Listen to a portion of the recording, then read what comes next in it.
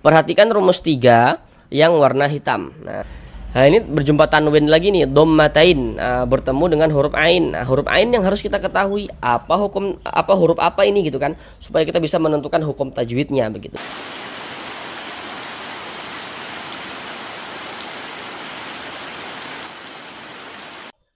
Assalamualaikum warahmatullahi wabarakatuh. Jika memiliki permasalahan, belum lancar di dalam membaca Al-Quran, kemudian juga belum memahami ilmu tajwid, sehingganya tidak percaya diri ketika membaca Al-Quran, mari belajar mengaji Al-Quran di channel ini.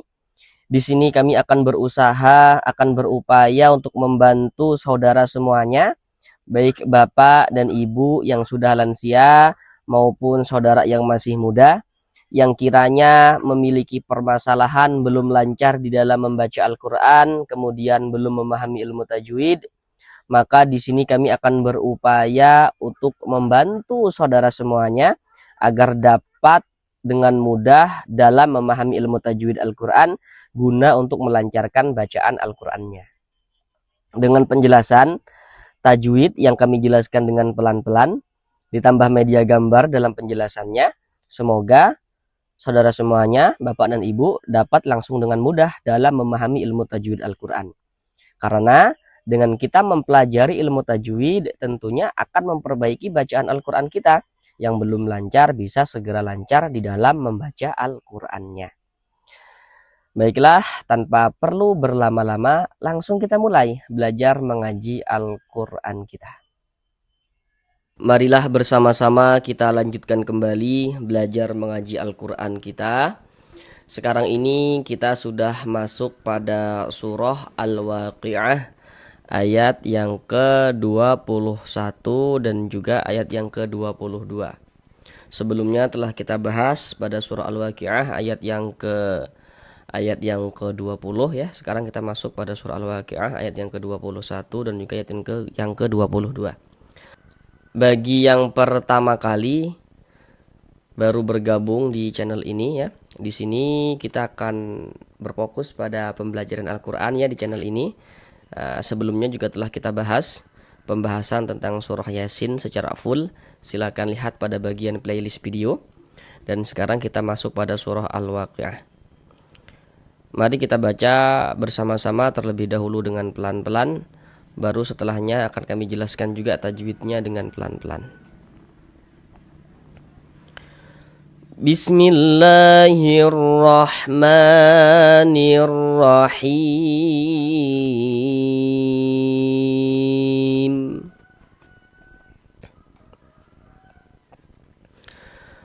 Walahmi tayrim mimma yashtahun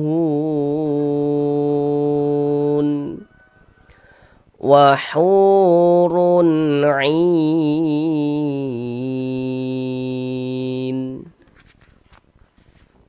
Sekarang mari kita bahas tajwidnya dengan pelan-pelan. Pertama di sini walahmi tayrim. Di sini ada huruf ya sukun, ini huruf ya, ini tanda sukun. Huruf sukun atau sering juga disebut dengan huruf mati. Jadi maksudnya huruf sukun dengan huruf mati itu maksudnya sama saja. Tandanya tuh seperti ini. Nah, perhatikan media gambar di layar. Huruf lin itu ada dua. Huruf lin atau huruf layin itu ada dua. Perhatikan yang di kotak nomor 2. Jadi kalau kita mengaji Al-Quran bertemu dengan huruf ya sukun, ini huruf ya, ini tanda sukun, huruf ya sukun. Sebelum ya sukun di sini ada harokat fathah nih, baris satu di atas huruf harokat fathah atau tanda baca fathah. Huruf ya sukun yang sebelumnya harokat fathah, maka huruf ya sukunnya adalah huruf lin. Nah, seperti yang tertera pada media gambar di layar yang di kotak nomor 2 itu. Maka kita baca lunak ya, lembut. Walahmi tayrim. Huruf ra kalau dia memiliki harokat kasroh baris satu di bawah huruf, atau harokat kasrotain, baris 2 di bawah huruf seperti ini. Huruf ra kalau dia memiliki baris 2 di bawah huruf atau baris 1 di bawah huruf ya, maka huruf ra nya dibaca tarkik, dibaca tipis. Makanya ditipiskan huruf ra nya. toirim mimma, tanwin setelahnya huruf mim. Nah, perhatikan media gambar di samping. Namun perlu untuk diingat ini terlebih dahulu ya. Setiap kita membaca Al-Quran, nah ingat ya kalimatnya itu setiap.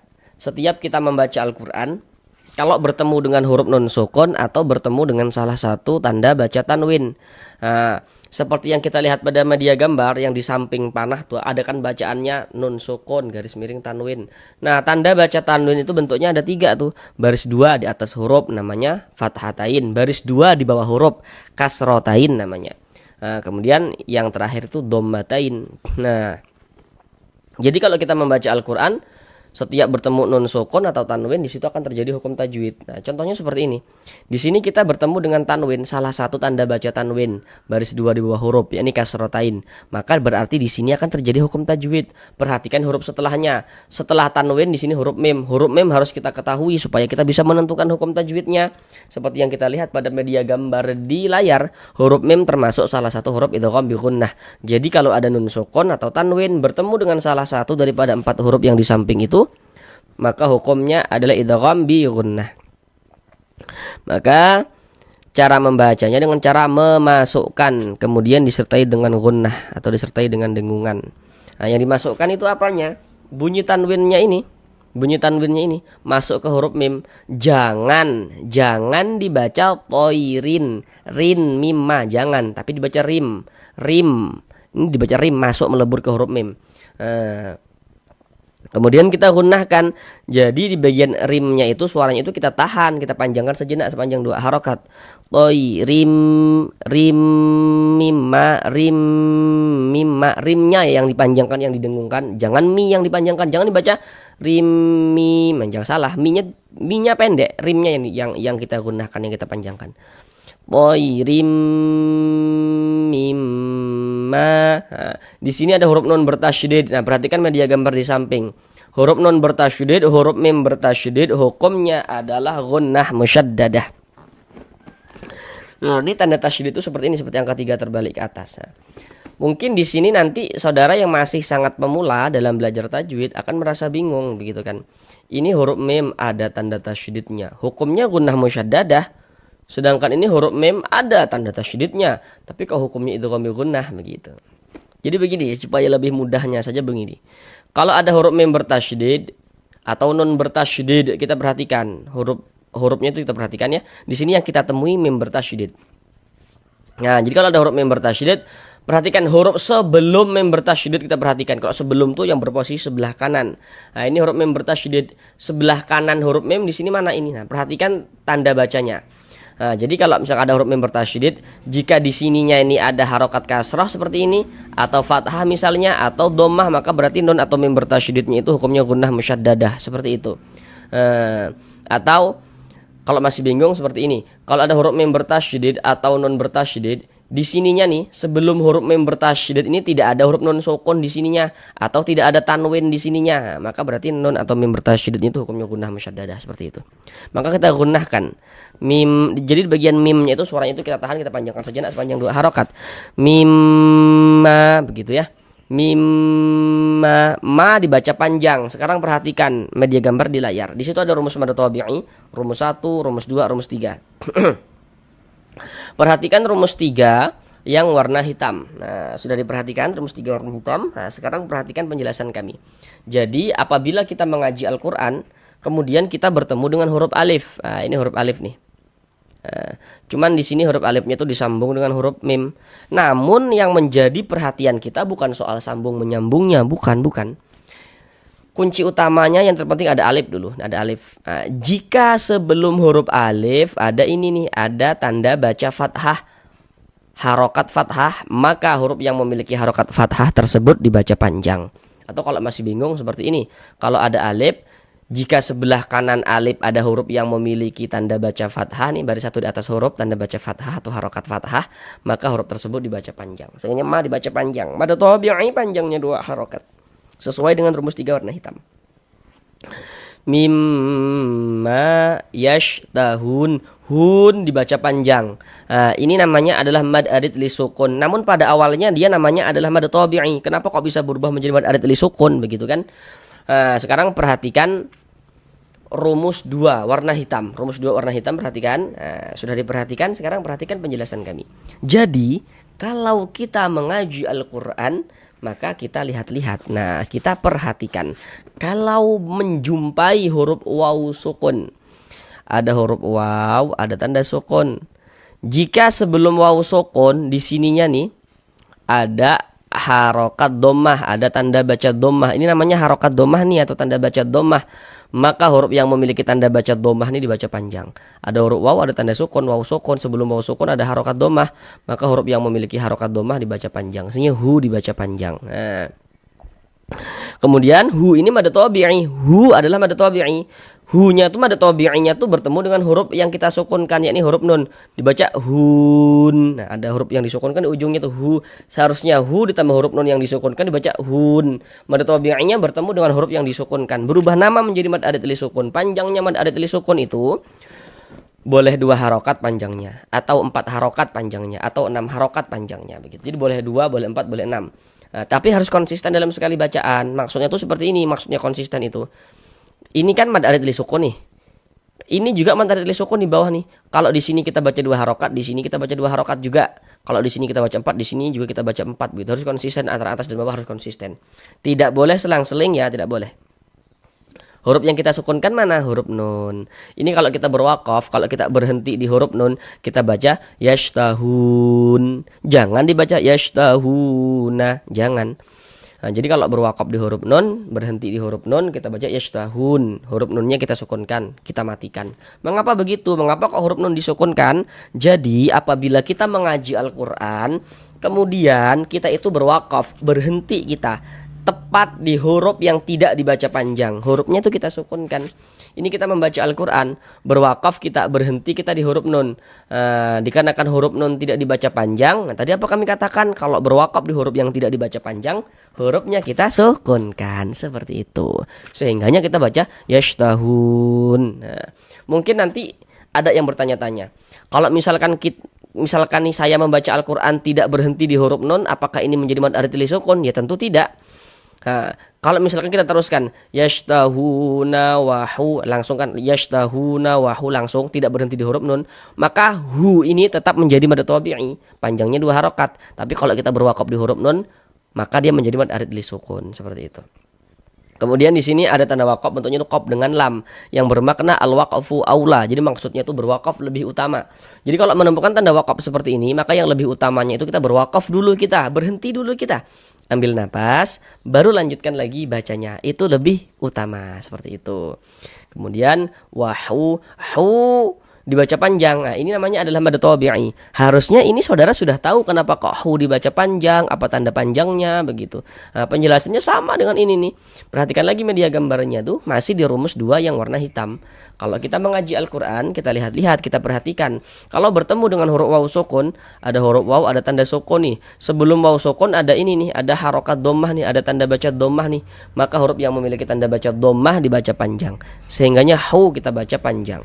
Nah, ada waw sukun sebelumnya harokat dhammah. Huruf yang memiliki harokat dhammah dibaca panjang. Hu dibaca panjang. Mad tabi'i panjang 2 harokat sesuai dengan rumus 2 warna hitam. Wa hurun ain, tanwin setelahnya huruf ain. Nah, tadi sudah kami jelaskan kan di awal itu tadi. Kalau ada nun sukun atau kita menjumpai tanwin saat membaca Al-Qur'an, maka di situ terjadi hukum tajwid. Nah, ini berjumpa tanwin lagi nih, dhammatain, bertemu dengan huruf ain. Nah, huruf ain yang harus kita ketahui apa huruf apa ini gitu kan, supaya kita bisa menentukan hukum tajwidnya begitu. Perhatikan media gambar di layar itu, huruf ain termasuk salah satu huruf izhar halqi. Jadi, kalau ada nun sukun atau tanwin, setelahnya itu bertemu dengan salah satu daripada 6 huruf yang di samping, maka hukumnya adalah izhar halqi. Nah, maka cara membacanya dibaca jelas, tidak berdengung. Nah, yang dibaca jelas itu apanya begitu? Bunyi tanwinnya kita baca jelas. Wahurun, wahurun. Jangan disamar-samarkan, jangan dibaca jelas. Wahurun ain. Kemudian tidak didengungkan. Jadi jangan dipanjangkan, pendek saja. Wahurun ain begitu. Jangan dibaca wahurun. Nah, jangan dipanjang, jangan dibaca seperti itu, pendek saja ini, tidak didengungkan. Nah, begitu ya. wa hurun 'ain. Nah, seperti itu. 'Ain dibaca panjang. Nah, ini namanya mad arid li sukun lagi. Sekarang perhatikan rumus 1 yang warna hitam. Rumus 1 yang warna hitam. Jadi, kalau kita mengaji Al-Qur'an, kalau kita membaca Al-Qur'an, apabila bertemu dengan huruf ya sukun, ada huruf ya, ada tanda sukun. Nah, ini huruf ini tanda sukun, huruf ya sukun. Jika sebelum huruf ya sukun ada tanda baca kasroh, ada harokat kasroh, baris satu di bawah huruf, harokat kasroh atau tanda baca kasroh atau baris kasroh. Nah, jadi kalau ada huruf ya ada tanda sukun, sebelum ya sukun ada harokat kasroh, maka huruf yang memiliki harokat kasroh ini kita baca panjang. Atau kalau masih bingung, kalau ada huruf ya sukun, sebelah kanan ya sukun ada huruf yang memiliki harokat kasroh, maka huruf tersebut dibaca panjang begitu. Soalnya ai dibaca panjang. Pada awalnya mad tabi'i namanya. Ai bertemu dengan huruf yang kita sukunkan dibaca ain, berubah nama menjadi mad arid li sukun. Panjangnya mad arid li sukun berapa? Tadi di atas sudah detail kami jelaskan. Huruf yang kita sukunkan adalah huruf nun. Ini kita baca ain, jangan dibaca ainun, tapi dibaca ain. Kenapa kok huruf nun kita sukunkan? Penjelasannya sama. Kalau berwakaf di huruf yang tidak dibaca panjang, hurufnya kita sukunkan, kita matikan. Ini kita berwakaf di huruf nun. Huruf nun di sini tidak dipanjang, tidak dibaca panjang lagi, kita sukunkan. Sehingganya kita baca ain. Di sini ada tanda wakaf, bentuknya itu lam alif. Ini namanya wakaf mamnu. Jadi maknanya tuh dilarang untuk berwakaf. Tapi kalau wakaf mamnu itu berada di akhir suatu ayat ya. Ini kan di akhir ayat kan, di akhir ayat 22 daripada surah Al-Waqiah nih, di akhir ayat nih, maka tidak mengapa, tidak apa-apa kalau kita berwakaf di sini seperti itu. Sekarang mari kita ulang bersama-sama sekali lagi dari awal. Walahmi thayrim mimma yashtahun wa hurun 'ain. Sampai di sini pembelajaran kita, sampai bertemu di pembelajaran yang berikutnya. Mari bersemangat untuk memperbaiki bacaan Al-Qur'an, untuk bisa lancar membaca Al-Qur'annya, supaya juga bisa mengetahui tajwidnya. Kami di sini akan bantu secara maksimal. Kalau misalkan ada yang belum paham dari yang kami jelaskan, tanyakan pada kolom komentar. InsyaAllah akan kami jelaskan sesuai dengan kemampuan yang kami miliki. Terima kasih. Assalamualaikum warahmatullahi wabarakatuh.